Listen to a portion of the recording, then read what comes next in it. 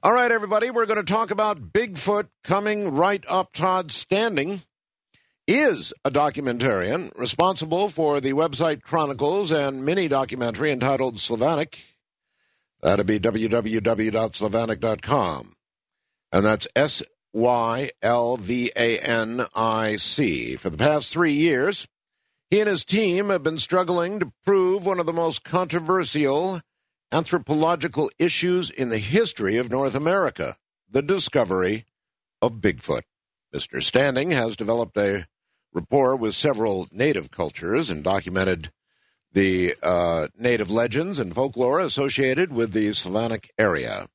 He's led several expeditions into the Slavanic region, has recorded 3 compelling pieces of video evidence on the animals that inhabit the area. This species has been mistakenly thought to have become extinct about 100,000 years ago. Scientifically classified as Gigantopithecus, I guess it is, but more commonly referred to as, of course, Bigfoot. All of Todd's work is aimed at getting governmental legislated protection for this species before he proves their existence to all of us, the general public. So, in a moment, Todd Standing. Well, all right, Todd Standing, welcome to Coast AM.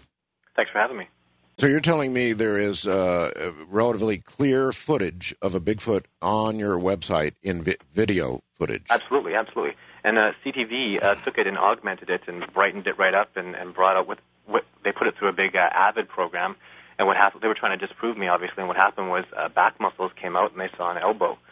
So it's now I really want to see it. I can't get on. It's all busy. I'm sorry. Actually, it's all your fault. Actually, you guys put up my link coast to coast, and my site's been. It's been pretty since I got my petition. Has actually been certified by the Canadian Clerk of Petitions, and the House of Commons in Canada is going to vote on the law in the next 30 days or so. I've been getting some media and whatnot. I've been in a few newspapers. So I see. All right. How did all of this begin for you? I've talked to a lot of Bigfoot investigators in my life, and I'm curious how it began for you. Well, I was always the guy who said, told any of my friends, if you ever see a demon or a ghost, give me a call, because I know I went to university. I know Harvard and Princeton. They have, even the Inquirer, they have $1 million rewards for any proof of paranormal activity. And I always said, if you ever find something, give me a call, because we'll be rich.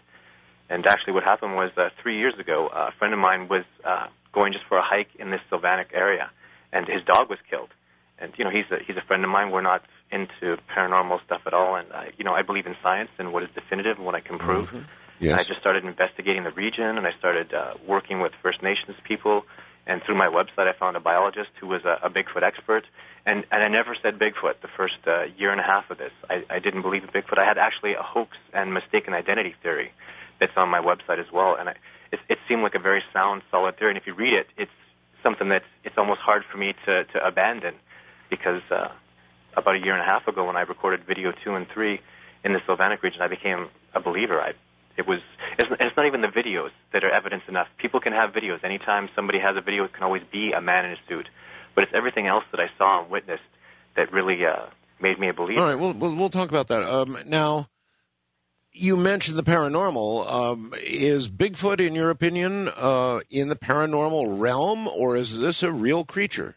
This is a real creature. It's actually, my team and I refer to it as Gigantopithecus. It's a flesh and blood animal that really exists. And once I show people how simple it is to realize the possibility of it, people will understand, well, why didn't we believe this the whole time? Like, this is just, it's not even some big mythical thing. It's just a species who just simply evades people, and they've been around since man came to the continent, most likely. So Gigantopithecus, they actually have bones and fossils that are in China and India of a giant primate species that they consider to be most closely related to orangutans. And they just came across the Bering Straits when humans migrated here, and they've been living here ever since. Well, there's a million questions that I have about all of that. I look forward to those questions. Well, okay. Well, one would obviously be, you said they've evaded people. Mm-hmm. How have they done that? I mean, we are everywhere now. We fly. We've got satellites roaming the skies. We've got so very much out there that it seems almost, especially something the purported size of Bigfoot. How does it evade people? Well, first thing I would say is when I took my little film on tour, I started meeting people that just come out of the woodwork that have had sightings, and there really are thousands, possibly tens of thousands that have people that have sightings every year. But from my knowledge and precisely what I see is, and I'll say first and foremost, I only have knowledge of what I consider to be Rocky Mountain Bigfoot. Where they live in swamps or prairies and that kind of thing, I don't know how they would evade people if they live in those kind of areas.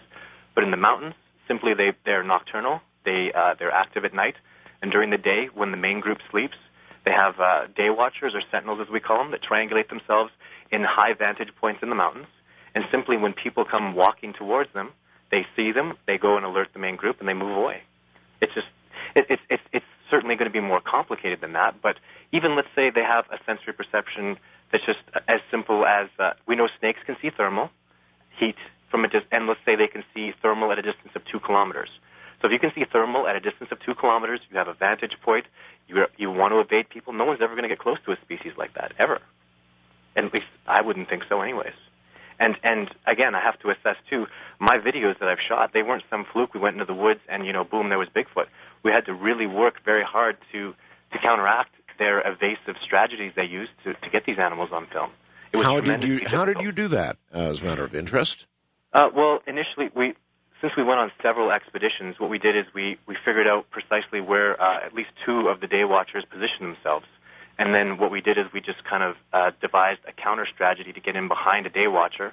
And then when the day watcher went back, by the time they were alerted to our presence, when the day watcher goes back to alert the main group, we would catch him running by. We actually never got close enough to view a main group. So okay, well, that implies a very fairly high level of intelligence. In other words, they post watchers, day watchers, you said, and I assume they have night watchers as well.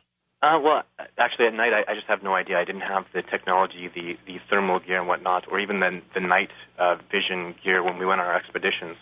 So, but at night, I just felt like they were just around and the whole group was moving and whatnot. So. Oh, no, that's fair. All right, so you're only telling me what you actually know about, but they have day watchers, so that means they have a level of fairly sophisticated organization and social structure. But that question has been brought up to me many times, and actually I've seen there are examples of just birds.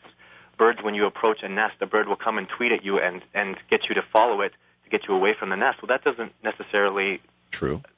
That's not intelligent, right? It seems like a very smart thing to do, but it's just a bird, and that's just what he does to survive, and it's not really... I have other empirical pieces of evidence that are in my work that show intelligence and bring it up to a theory of mind which is only allocated to human beings over 4 years old. And I believe the whole primate personhood issue, when applied to Bigfoot, I think they would actually satisfy the criteria for theory of mind, which is only, to date, been satisfied by human beings over 4 years old. So it's very exciting, all the research. All right, so you're saying you believe they are an intelligent species? Yes, absolutely. To say as intelligent as possibly somebody maybe 5 or 6 years old at this point. My knowledge of them is so superficial, though. When people ask me what they eat and what they do in groups and if they're rogue males, I don't have any knowledge of anything like that. And that's the research that I'm working for that needs to be done. So that's what our goal is to get all those kind of... I want to take Bigfoot out of the world of the paranormal and make it a reality, make it a real primate that really exists and is properly studied ethically. All right. Do you have any clue about why they are so evasive and don't want any contact with human beings? Well, if you look at what we've done to this continent in the past 200 years, I think the answer becomes pretty obvious. I mean, there used to be 200 million bison that roamed around this continent, and when railroads were built, people used to go by and just execute bison for absolutely no reason. That's right. I think as human beings, I mean, I would view us as just horrible serial killers. We haven't even, like with the First Nations people who have had a relationship with these animals and have had knowledge of them, most of us never really even developed a rapport with them to bridge the gap between us civilized people and these animals that are this, as the natives refer to them, boss or a wild master of the wilderness. So.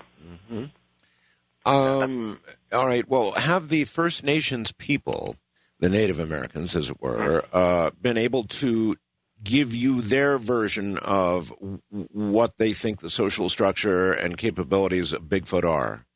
I think for the most part, most of the First Nations people that I've dealt with, they have a very highly reverent spirituality associated with these species, and I think that they've just known well enough that these animals are the boss, they are the wilderness master, and we just keep our distance. We allow them their space, and they give us our space, and we coexist that way peacefully. So there's a spiritual connection, but I really don't have significant knowledge of that at this point. So, okay. There is a professor. Now, perhaps I should back up a little bit. You're responsible, I guess, for legislation in Canada that would do exactly what, Todd?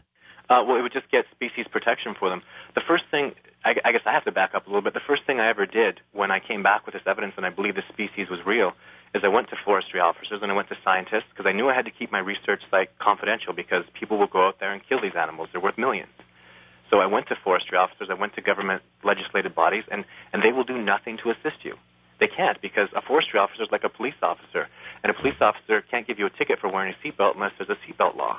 And that's exactly the way forestry, because that's who I ideally would like to do this with. They're forestry officers that have helicopters and thermal gear and the ability to do this, and they will do absolutely nothing to assist me.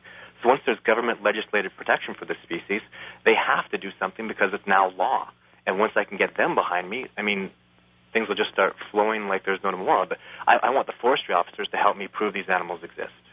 And okay. Well, let me ask you this. I have not yet seen your video, but if I were to be able to see your video, Todd, would it be conclusive evidence that this really is a creature? Now, well, I guess no video would be conclusive evidence, but would I come away convinced that I'm looking at a real creature and not a guy in a suit? When you actually, when all the evidence comes out about my video 3, which I haven't released yet, yes. You'll believe, because now what's actually happened is we have this whole scientific body called kineticists, who are experts on the physics of motion and what it takes, how many newtons of force it takes to move a certain distance. Mm-hmm. I had a kineticist analyze my video 3. And every time, again, when you watch a video, it's a man in a suit or it's a new species of primate, because there's no other animal on the planet besides humans that are truly bipedal. Everything else is a form of quadruped. Even gorillas are knuckle walkers. So when you watch this video, just as a layman, you'll look at it and you'll say, okay, that's obviously a bipedal animal. It's running on 2 feet. Well, this kineticist, when he first saw my information, he said, okay, well, I'll analyze this man. When he came back, he said, that's not a man. And I said, well, what do you know? He said, well, because in my analysis, the fastest man on the planet could not have done that in 24 seconds, and I just saw that animal do it in 17 seconds. So he phoned Fava, who had my video analyzed, and they said, that's raw footage. There's nothing, no augmentation of any kind. Mm-hmm. If that's raw footage, if that is a man in a suit, he ran it faster than the fastest man on the planet could have. Therefore, it takes out the whole man in a suit thing, which you would think is very exciting and just great information. But to me, I'm beyond that. Like, I'm looking for a new domicile. I'm going to go shoot another video. I'm going to get more physical evidence. I'm going to get protection for the species. I need scientists involved to assist me in different areas of their specialty fields. And I'm just going to keep going forward with this. Video 3 is significant evidence, and once I get a kineticist to come forward and speak in my documentary, that'll be very significant. And all right, video 3 is not public yet, right? No, and the reason I've kept that to myself is because my website has generated virtually no petition signatures, maybe 100. When I go and have a showing, people come out to watch video 3. And when they come out, they sign my petition, and I've got thousands of signatures to that effect. And even still, beyond that, I'm also able to generate revenue for local humane societies, local animal rights activists, and I give all the proceeds to them. So I really, if anybody's going to profit from the Bigfoot video, in my opinion, I want it to be the species themselves, and that's why I've kept the video for that reason. So. So you say when people do see video 3, and in what venue do you make that possible? I just go to little theaters in cities, wherever anybody will let me play. And, even actually I got accepted into a film festival, but when I told them I wanted to do my petition there, they said no petition. I said, well, no petition, no film. And they said, okay, well, you can't come to the film festival. Got it.